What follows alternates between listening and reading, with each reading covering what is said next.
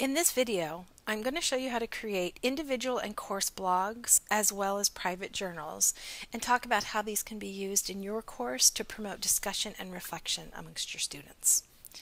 First, what you'll need to know is that individual and course blogs are not private. They're just a different way of organizing the blog posts. So an individual blog will have all of one student's blog posts organized in a single thread, and you can look from one student to another student to another student. Here from a student view, I'm logged in as ULV student 1, and they can look over at ULV student 2 because it's not private. They can see all the blog posts are listed here for June. They can see all the blog posts by this one user here. The course blog views slightly differently. The default view is to have the most recent blog post by any member of the course listed first, and then all the other blog posts in descending order after that.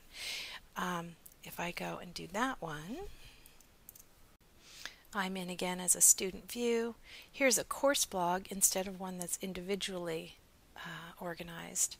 And here I can see blogs by different students on different dates, and they thread from the most recent to the oldest.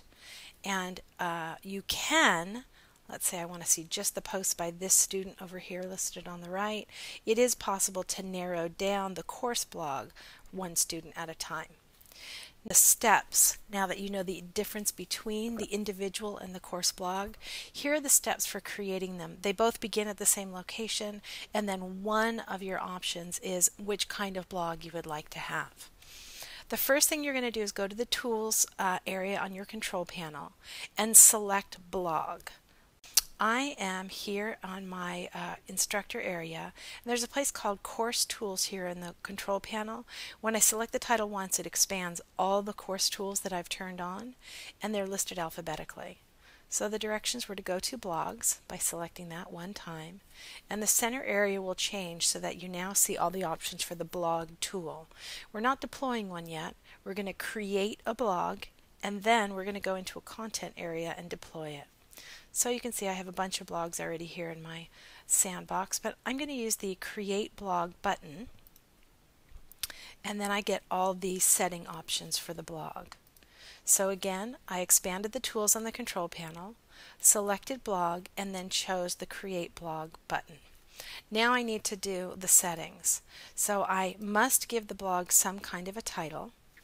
It's also possible for me to optionally put instructions and what that looks like from the student point of view. Instructions that you give, they look like this to the student. The title of the blog will be listed here, and then the instructions here. So whatever you put in this text area is going to show up like that. You can make the blog available right away, or you can turn it to be unavailable and later in your course manually come in and reselect yes. Or you can leave it at yes, and you can set the availability limitations to display after and until a certain period of time. And the new interface makes it much cleaner than our old version on how to select a date. And the time increments now include end of day as well as midnight, which I always like to award my students a Red Bull for who can turn in their work at the latest hour of the night. Now, we had talked about individual and course blogs and said that it's just the default on how they're viewed. There's nothing private about them. Here is the blog setting, allowing the blog to be individual to all students, but not private, or a course blog so that you see every entry listed once and then you can narrow down by student. Determining it right here choosing it right here will determine how it looks on the student window. Now, this option here, allowing anonymous entries and comments, that's up to you as an instructor. I tend to grade blogs myself, so I don't want anything anonymous. I want people to be accountable. Now, I had shown you that my students could choose monthly increments of how they see the blog. Again, what that looks like to students is here's an index over here, and all the June postings are clustered together, and all the May postings are clustered together. You may have that set up, or if you'd like them to even be in smaller increments weekly, if your students are blogging frequently, this is a nicer setting for navigation, especially if you have a large class. You can allow users to edit and delete entries.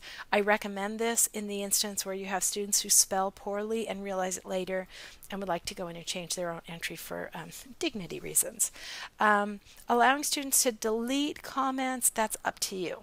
You can turn that on and off. Now, if you would like a grading option, and I will have another video on how to set up the grading and how to grade within the blog window, you'll need to turn that on here in your blog settings. And when you do this, two things happen. You'll put the points that are possible, and this will generate a column in the Grade Center, and it will also generate a grading option in the blog window for all faculty. So the next step is you're going to want to take the blog you created and add it to a content area.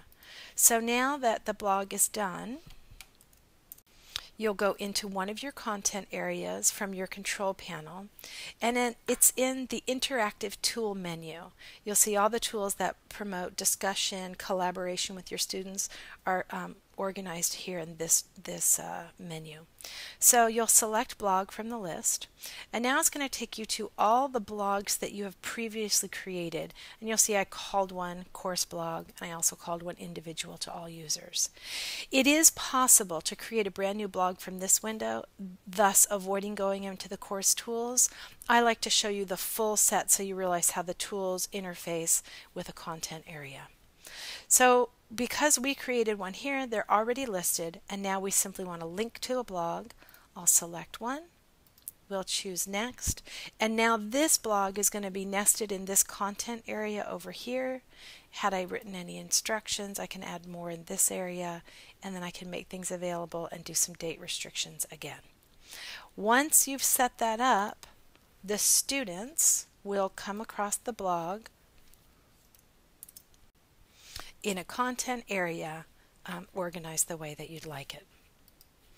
So that's the first part of individual and course blogs. I will do another video on what it looks like from the student angle and how it's graded. And then there will be a separate video on creating private journals that are only between the instructor and the student.